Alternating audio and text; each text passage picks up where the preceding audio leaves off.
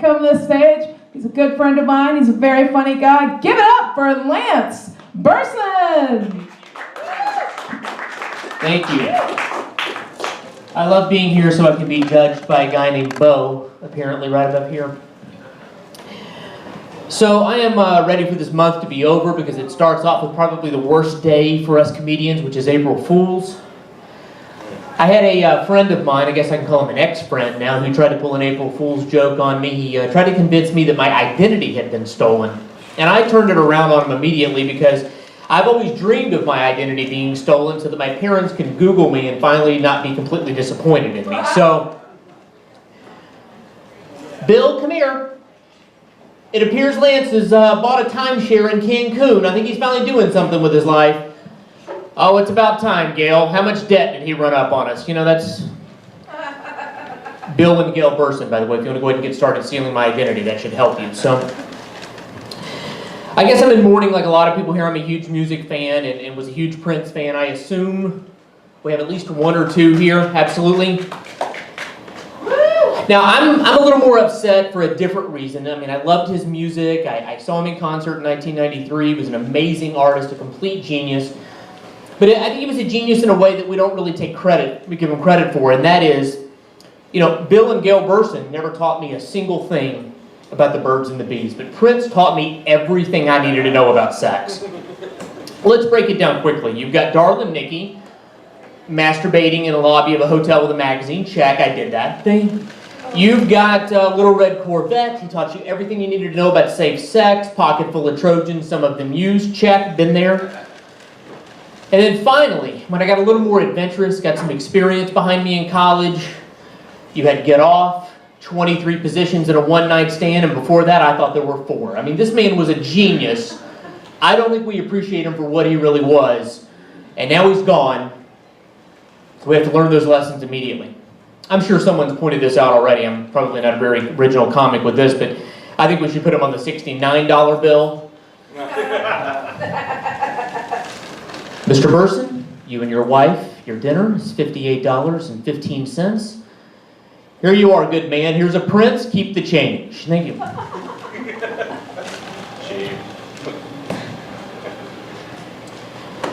And yes, I do refer to all my servers at the Longhorn in a 1920s robber baron accent, by the way. I'm a very fun date, if anyone would like to go to dinner with me. I have a new favorite hobby. I wish that I cared about anything as much as some of you apparently care about who is on your currency. My new favorite hobby is to walk up to people who are apparently upset that Harriet Tubman has replaced Andrew Jackson on the $20 bill and sarcastically ask them if they have any idea who either one of those people are. Those blank looks that I get are adorable. You know, those dumb faces just make my day. I think that the Treasury Department screwed up. I think that Hillary Clinton should be on our 20 because I don't think she's been on a bill in years, but that's where we're drawing the line tonight? Really? Wait till these guys in the back come up here. Really? You're going to apologize to me? That's too soon. I guess I don't have the self-confidence to pull out that joke, and I've been struggling with my self-confidence lately, and by lately I mean all of my life. So my wife is sick and tired of me, so she decided to make an appointment and made me go to a life coach. And by made me go, I mean promised me sex. I'm in the latter half of my life. I've got to get it when I can. And so she makes me go to this place, and it's a life coach, and she has an office above a CrossFit gym box, whatever the hell they call these things these days. And I'm already thinking, my God, life coach, CrossFit place, this is literally going to be my own personal Iraq. This is going to be horrible. I walk into the place, and there she comes sweating around a corner. She looks just like Jillian Michaels, you know, from that Biggest Loser show, the trainer. She's all hair and teeth and abs and slogans, and she immediately starts yelling stuff at me like, believe in yourself. And I get defensive and immediately shout back, consider the source. And then she sits me down and says, you know what I really need for you to know, Lance, is that you've got to be your biggest fan.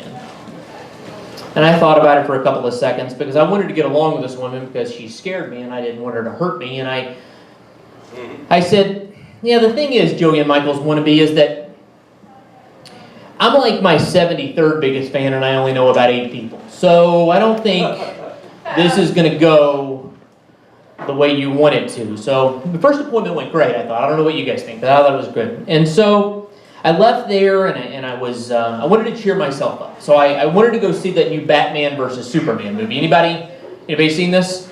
I'm the only guy who had to hide his comic books at age 16 to kiss a girl. I guess that's me. You, me, we're together. We got shoved into a locker in the 7th grade for this. All right. So anyway, I wanted to go, and I blackmailed my 12-year-old daughter into going with me. And by blackmailed, I mean I told her I was going to show up at her school and do a 5-minute set. Her middle school has an open mic on Fridays at 11:30. It's, I think you guys would enjoy it. It's a 2 milk minimum, but I think you would really enjoy it. If your material doesn't work, you just tell fart jokes. They love it. It's great. So we go there, and I'm way too excited about seeing Batman versus Superman. I was a comic book geek. I'm a superhero guy. I relate to Superman a lot, mostly because my wife calls me a boring alien. And I've been wearing glasses for about a year, and ever since I started wearing glasses, no one seems to recognize me, and they treat me like I don't exist. So I totally get how Clark Kent pulls off the disguise. Like, I am the only guy who relates to that at all. But I really wanted to go see this movie. I was way too into it. Probably a little too much, because at the end of the movie, my man here, he's seen it, something happens to a beloved character at the end, and I may have cried. At which point, my 12-year-old daughter points to me and she says, you know, Dad, I think your superpower was finding 2 different women to marry you. I didn't argue with her. She had a point. I don't argue with people when they're right. I am on my 2nd marriage. I think it's pretty obvious by looking at this that no one would want to live with all of it forever. So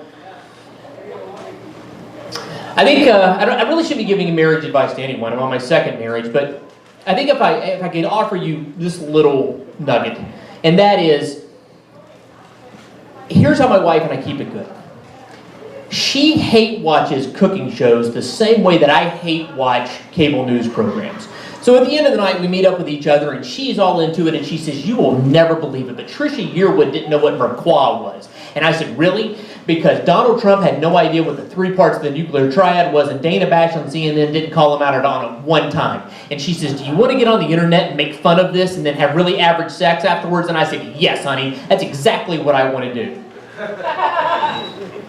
Really all I'm saying is find things that you hate together and then hold on tight. I think that's how you make it work, maybe. I don't know. We're in an unconventional relationship. I think that's pretty obvious. I live with 4 women, and I want to clarify. By that, I mean a wife and 3 daughters. I am not old school Mormon. I tried that in the 90s. No matter what I did, I could not get my husband to pay attention to me and only me. This didn't work. But I living with a bunch of women. I'm not one of these kind of weird, corny comedians that gets on stage and says there's a difference between men and women. We can pull our pants down, figure that one out. What I'm talking about is there are these inherent double standards that you have to live with if you live with nothing but women. I'm the only man in their life, so they hold me to a completely different standard. My least favorite double standard that we live with is the car. My wife can road rage with the best of them. She can make F-bombs sound like Shakespearean poetry, and my girls will laugh and say, Mom's a character. But the minute I get frustrated and say, excuse me, sir, your inability to use your turn signal has greatly inconvenienced me, I've got a kid in the back seat Googling therapist because Dad's got an anger management problem. My oldest daughter, she's 20, she's in college, she's in her 2nd year at Georgia State University downtown. She just started like her first real job, making money. She works at a law firm, which I think is a great idea because I can finally stop being on my best behavior. Because they're not only paying her hourly, but also with Dad's retainer. So I've got that going for me. But if you're like me and you have 3 girls, age 11, 12, and 20, let's break that down quickly before we finish. 2 preteens and a college sophomore. I don't want to hear about your online bullying. I have my own haters without ever logging onto the internet. It's fantastic. But if you're like me and you've got 3 girls and one of them is in school right now studying to become a lawyer, you read every single piece of paper they put in front of you. Recently, my youngest, my sweet little 11-year-old blonde-haired, blue-eyed princess comes up to me and she says, "Dad, can you sign my daily school agenda?" And because I think I'm a comedian, I tried to make a joke. I said, "Sweetheart, you always have an agenda." And then I signed over my signature.